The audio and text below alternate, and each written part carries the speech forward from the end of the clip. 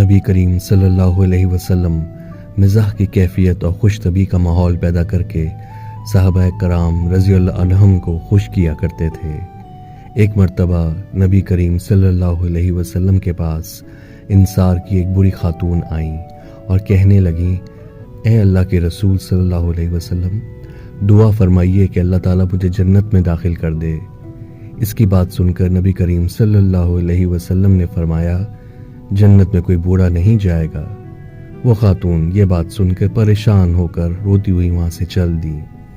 نبی کریم صلی اللہ علیہ وسلم نے فرمایا، اس خاتون سے کہو جنت میں جانے والوں کو اللہ تعالیٰ جوانی عطا کریں گے، بڑھاپا ختم ہو جائے گا، وہ سب جوان ہو کر جنت میں داخل ہوں گے۔